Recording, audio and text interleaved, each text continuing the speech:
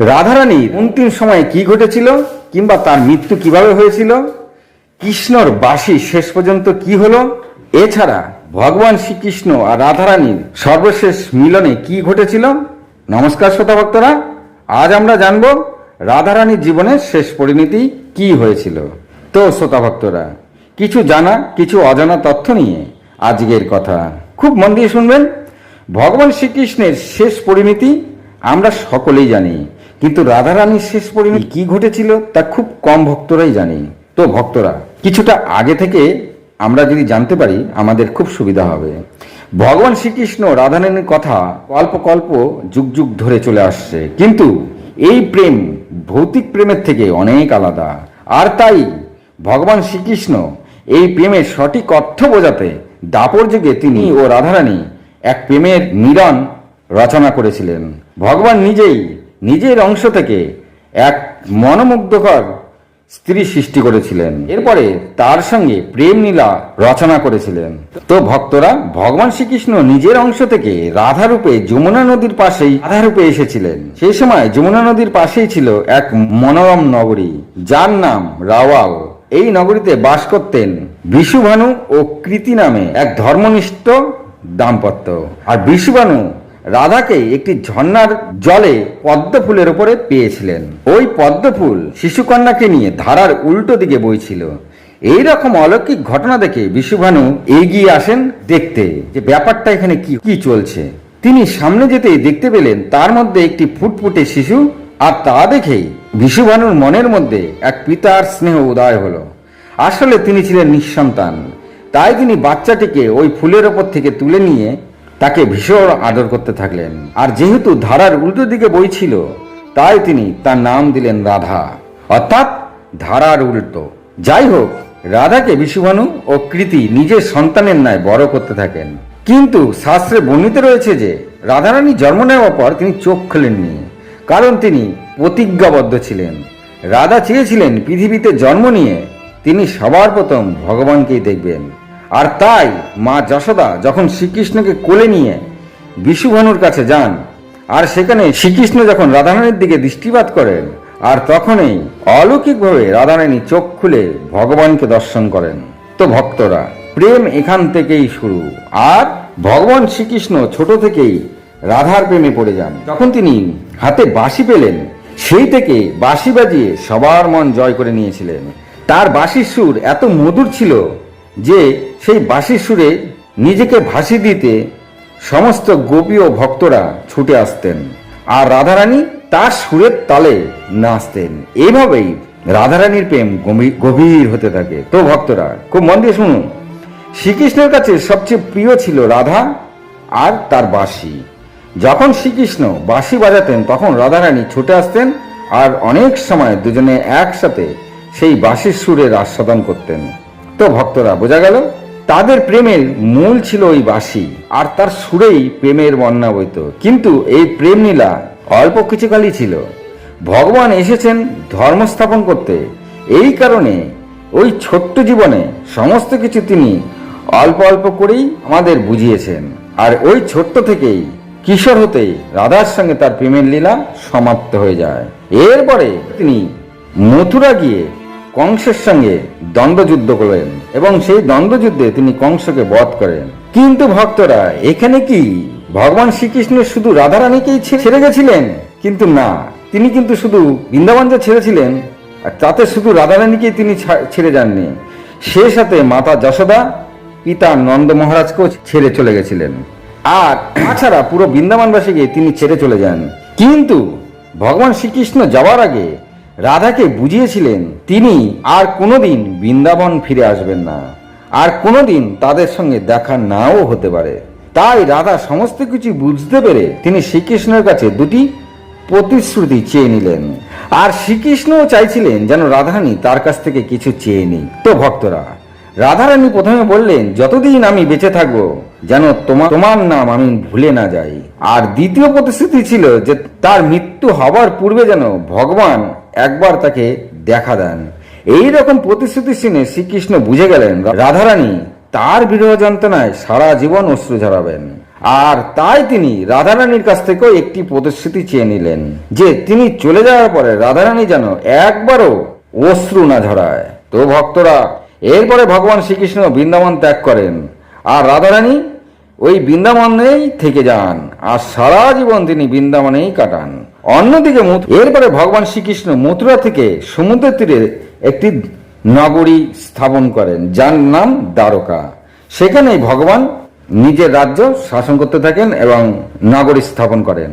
এরপরে একে একে ভগবান শ্রীকৃষ্ণ 16,108টি বিবাহ করেন। এই সবের মধ্যে 8 জন ছিল প্রধান, আর এই 8 জনের মধ্যে রুক্মিণী ছিল সবচেয়ে প্রিয়। এই রুক্মিণীও ছোট্ট থেকেই ভগবান শ্রীকৃষ্ণের প্রেমে পড়ে যান। তিনি শ্রীকৃষ্ণকে কখনো দেখেননি, শুধু ছবি দেখে তার ছবির সঙ্গে তিনি প্রেম করতেন। আর একদিন ঘটনাক্রমে তিনি প্রেমপত্র দ্বারা ভগবানকে সবকিছু জানান। ভগবান সবকিছু জানার পরে ভগবান তাকে তুলে নিয়ে এসে বিবাহ করলেন, আর রুক্মিণী ভগবানের সঙ্গে দ্বারকা এসে বাস করতে থাকলেন আর ভগবান শ্রীকৃষ্ণের সেবা করতে থাকলেন আর ভক্তি করতে থাকলেন। ভগবান তার উপরে সবসময় প্রসন্ন থাকতেন। যাই হোক, ভগবান একের পর এক কার্য করে চলেছেন, ধর্ম স্থাপন করতে থাকেন। আর তিনি মাঝে মধ্যেই ঘুমন্ত অবস্থায় বলে উঠতেন, হে রাধে, হে রাধে, হে রাধে। আর তিনি যখন রাধার নাম নিতেন তখন তার সেই 8 প্রধান স্ত্রী এই নাম শুনতে পেতেন, কিন্তু তারা কখনো সাহস করে ভগবানকে কিছু বলতেন না। কিন্তু তারা ভাবতেন, কে এই রাধা যার নাম ভগবান ঘুমের মধ্যে নিতেন? তারা কি ভগবানের হৃদয় জয় করতে পারেনি? তাই কি ভগবান এরকম ঘুমন্ত অবস্থায় রাধার নাম করেন? আর এই কারণে একদিন রুক্মিণীর মনে প্রশ্ন জাগলো, তাকে ভগবান কত পুণ্য করে, তাকে সবচেয়ে বেশি ভালোবাসে, অথচ ঘুমের ঘরে তিনি অন্য স্ত্রীর নাম মুখে নেন। তাই তিনি একদিন সমস্ত সংকোচ ঝেড়ে ফেলে তিনি ভগবানকে প্রশ্ন করেই ফেললেন। তিনি বললেন, হে প্রভু, প্রেম তো আপনাকেও আমরা কম করি না, আর আপনিও আমাদের উপরে সব সময় প্রসন্ন থাকেন। তবে এই রাধা কে? তার মধ্যে কি আছে যা আমাদের মধ্যে নাই, যার নাম আপনি ঘুমের মধ্যেও নিয়ে থাকেন? তখন ভগবান শ্রীকৃষ্ণ মৃদু হেসে রুক্মিণীকে বললেন, রাধা কে জানতে হলে তোমাকে একবার রাধারানীর সঙ্গে দেখা করতে হবে, তাহলেই বুঝবে রাধারানীকে। আর যদি তুমি সত্যি রাধারানীর সঙ্গে দেখা করতে চাও তবে অবশ্যই হাতে করে কিছু নিয়ে যেও। এই কথা শোনার পরে রুক্মিণীও রাধারানীর সঙ্গে দেখা করবেন বলে ঠিক করলেন। আর প্রভু যেহেতু তার নাম ঘুমের মধ্যে নিয়ে থাকেন, তাই রাধাকে পরীক্ষাটাও নিতে হবে, কারণ এত স্ত্রী থাকতে কেন প্রভু রাধার নাম নেন। যাই হোক, রুক্মিণী রাধার সঙ্গে দেখা করবার জন্য তৈরি হলেন আর হাতে একটি পাত্রে গরম গরম দুধ নিয়ে গেলেন। কিন্তু তিনি যখন রাধারানীর বাড়িতে এলেন তখন রাধারানী ঘুমিয়েছিলেন। তখন তিনি জানতে পারলেন রাধারানী রোজ রাত্রে অনেক রাত্রি পর্যন্ত জাগরণ করে ভগবান শ্রীকৃষ্ণের নাম করেন আর প্রায়শই শেষ রাত্রে ঘুমান। তখন তিনি এক সখীকে বললেন যে, যাও রাধাকে বলো ভগবান শ্রীকৃষ্ণ তাকে রাধারানীর সঙ্গে দেখা করার জন্য পাঠিয়েছেন। কিন্তু ভক্তরা, রাধারানীকে ডাকতে হয়নি, তিনি ভগবান শ্রীকৃষ্ণের নাম শুনেই ঘুম থেকে লাফিয়ে উঠে পড়লেন আর উঠে পড়েই বললেন, কৃষ্ণ এতদিন পর আমার কাছে কাউকে পাঠালেন। আর রুক্মিণী আশ্চর্য হলেন যে গভীর ঘুমে আচ্ছন্ন ছিলেন, সে শ্রীকৃষ্ণ নাম শুনে উঠে পড়লেন। এরপরে কথায় কথায় জানতে পারলেন শ্রীকৃষ্ণ তার জন্য প্রসাদ পাঠিয়েছেন। কিন্তু ভক্তরা, রাধারানীকে রুক্মিণী বলেননি যে পাত্রের মধ্যে গরম দুধ আছে। রাধারানী রুক্মিণীর দেওয়া গরম দুধ এক চুমুকে শেষ করে দিলেন। আর রুক্মিণী আশ্চর্য হলেন, রাধারানী একবারও দেখলেন না তার মধ্যে কি আছে, এক চুমুকেই পুরো গরম দুধটাই খেয়ে নিলেন শ্রীকৃষ্ণের প্রসাদ ভেবে। রুক্মিণী রাধারানীর প্রেম দেখে আশ্চর্য হলেন। এরপরে রুক্মিণী মাথা নিচু করে দ্বারকায় ফিরে এলেন এবং প্রতি রাতের মতন সে রাত্রিতেও রুক্মিণী শ্রীকৃষ্ণের পদসেবা করতে শুরু করলেন। কিন্তু তিনি আজ আশ্চর্য হলেন, ভগবানের পায়ের নানা জায়গায় ঠোসকা পড়ে আছে। তখন রুক্মিণী শ্রীকৃষ্ণকে জিজ্ঞাসা করলেন, প্রভু আপনি কোথায় গেছিলেন যে আপনার পায়ে নানা জায়গায় ফোসকা পড়ে আছে? তখন ভগবান বললেন, তুমি ভুল করে রাধারানীকে গরম দুধ খাইয়ে দিয়েছিলে। রাধা ওই গরম দুধ এক চুমুকে পান করে নিয়েছিলেন, আর তাতে তার হৃদয়ে ফোসকা পড়ে গেছিল। আর রাধারানীর হৃদয়ে আমার চরণ কমল বিরাজ করে, আর তাই আমার পায়েও ফোসকা পড়ে গেছে। এই কথা শুনে রুক্মিণী তার ভুল বুঝতে পারলেন। এর সাথে এও বুঝলেন রাধারানী ও শ্রীকৃষ্ণের প্রেমের সারমর্ম, যে এই প্রেম শরীরের নয়, এই প্রেম আত্মার সঙ্গে আত্মার মিলন, হৃদয়ের সঙ্গে হৃদয়ের প্রেম। তো ভক্তরা, শুধু এই নয়, ব্রহ্ম বৈবর্ত পুরাণে বর্ণিত আছে যে স্বয়ং ব্রহ্মা রাধারানী ও শ্রীকৃষ্ণকে ছোট্টবেলায় বিবাহ করিয়ে দিয়েছিলেন। যাই হোক, এইদিকে রাধারানী শ্রীকৃষ্ণের চিন্তায় মগ্ন হয়ে থাকতেন, আর তিনি প্রায় সময় যমুনার ধারে বসে অনেকটা সময় কাটাতেন। এইভাবেই তিনি তার জীবন যাপন করতে থাকলেন। কিন্তু ভক্তরা, আমরা জানি শ্রীকৃষ্ণ বৃন্দাবন ছাড়ার পরে রাধারানীর বিবাহ আয়নের সঙ্গে হয়েছিল। তো ভক্তরা, কে ছিল এই আয়ান? এই আয়ান পূর্বজন্মে ঋষি দধিচির অভিশপ্ত ছিলেন। ঋষি দধিচি মুনি তাকে অভিশাপ দিয়েছিলেন যে যেদিন তিনি রাধাকে ছোবেন সেদিন তার মৃত্যু ঘটে যাবে। আর এই কারণে আয়ান রাধারানীকে কখনো স্পর্শ করতে পারেননি। এইভাবে জীবন কাটানোর পরে একদিন রাধারানী আয়ানের কাছ থেকে মুক্ত হয়ে যান আর সম্পূর্ণ স্বতন্ত্র হয়ে শ্রীকৃষ্ণের নাম করতে থাকেন। তখন এ ব্যাপারে তাকে কেউ বাধা দেওয়ার ছিল না। এইভাবে চলতে চলতে একদিন রাধারানী ঠিক করলেন তিনি ভগবান শ্রীকৃষ্ণের সঙ্গে দেখা করবেন, কারণ তিনি বুঝেছিলেন তিনি আর বেশি দিন বাঁচবেন না। জীবনের শেষ কটা দিন তিনি কৃষ্ণের সঙ্গে কাটাতে চান। আর তাই ভগবান শ্রীকৃষ্ণ কথা দিয়েছিল মৃত্যুর আগে একবার তিনি তার সঙ্গে দেখা করবেন। তাই রাধা বৃন্দাবন ছেড়ে সোজা দ্বারকায় এসে উপস্থিত হলেন। আর যখন শ্রীকৃষ্ণ জানতে পারলেন রাধারানী দ্বারকায় এসেছেন তার সঙ্গে দেখা করতে, তখন শ্রীকৃষ্ণ রাধারানীর জন্য তার মহলে একটি কক্ষ থাকতে দেন রাধারানীকে। আর সেই কক্ষে শ্রীকৃষ্ণ এসে একে অপরের দিকে একভাবে তাকিয়ে থাকেন। সেই সময় কেউ কোনো কথা বললেন না, শুধু একে অপরের দিকে নিষ্পলক দৃষ্টি দিয়ে দেখতে থাকেন। আর ভেতরে ভেতরে তারা দুজনে কথা বলতে থাকেন। তো এখানে ভক্তরা একটা জিনিস খুব মন দিয়ে শুনুন। দ্বারকায় যখন রাধারানী এসেছেন, রাধা তখন বৃদ্ধ। ভগবান শ্রীকৃষ্ণ ছাড়া রাধারানীকে কেউ চিনতে পারেনি। তখন শ্রীকৃষ্ণ তিনি সবাইকে বলেছিলেন উনি হলেন দেবী। তাই সবাই সেই রূপে রাধারানীকে দেখতেন। দেবী হিসাবে থাকার কারণে শ্রীকৃষ্ণ আর রাধারানী একে অপরের সঙ্গে কথাবার্তা বলতে পারতেন আর সহজেই সেখানে আসা যাওয়া করতে পারতেন। কিন্তু ভক্তরা, রাধারানী দেখলেন ভগবান শ্রীকৃষ্ণ সব সময় ব্যস্ত, নানা কার্যে তার সময় বাহিরেই চলে যেত। আর রাধারানী সেই পুরনো কৃষ্ণের কথাই মনে করতে থাকলেন। সেই সময় ভগবান শ্রীকৃষ্ণকে নিয়ে তার কত সময় কাটত, আজ শ্রীকৃষ্ণ কত ব্যস্ত। আর তাই শ্রীকৃষ্ণকে আগের মতন আর না পাওয়ার জন্য আরো বেশি ব্যাকুল হয়ে উঠতে থাকলেন। শ্রীকৃষ্ণর কাছে থেকেও তিনি আগের মতন তার সঙ্গ পাচ্ছিলেন না। আর তাই তিনি এই শ্রীকৃষ্ণকে দেখে ভাবতে থাকলেন যেন সেই পুরনো কৃষ্ণ যেন তার মন থেকে মুছে না যায়।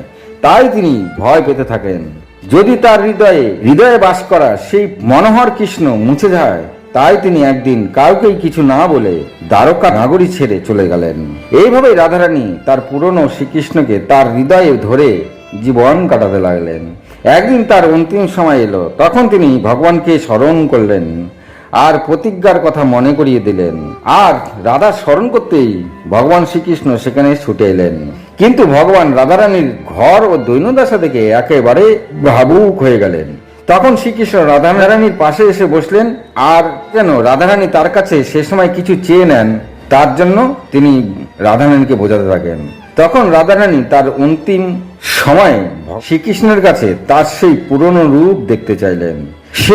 যে রূপে তিনি বৃন্দাবনে ছিলেন আর যে বাঁশির সুরে সবার মন হরণ করতেন, সেই বাঁশির সুর শুনতে চাইলেন। যে বাঁশির সুরে তিনি সব সময় নেচে উঠতেন, তার সময় মাই কাটত সেই বাঁশির সুর শুনে। আর সেই বাঁশির সুরে তার মনের মধ্যে এক প্রেমের বন্যা বইত। সেই সুরে তিনি নৃত্য করতেন। তখন ভগবান তার শেষ ইচ্ছা শোনার পরে তিনি রাধারানীকে তার সেই কৈশোর অবস্থার রূপ ধারণ করলেন আর সেই বংশী সেই সুরে বাজাতে লাগলেন। রাধারানী শুয়ে থেকেই সেই রূপ আর সেই সুর শুনতে লাগলেন। মনের সেই প্রেম আবার তার জাগ্রত হয়ে উঠল। তখন দুজনার দিকে দৃষ্টি রেখে প্রেমের অশ্রু ঝরাতে লাগলেন। এরপরে রাধারানী শ্রীকৃষ্ণের সেই রূপ আর সেই বাঁশির সুর শুনতে শুনতে প্রাণ ত্যাগ করলেন। এইভাবে রাধারানী প্রাণ ত্যাগ করতে দেখে ভগবান শ্রীকৃষ্ণের মন একেবারে ভেঙে গেলেন। তিনি ব্যাকুল হয়ে পড়েন। তাই তিনি তার প্রিয় বংশীকে সেই সময়ই ভেঙে ফেলেন। তার মনের মধ্যে যে ব্যাকুলতা উৎপন্ন হয়েছে তিনি কাউকেই তা প্রকাশ করলেন না।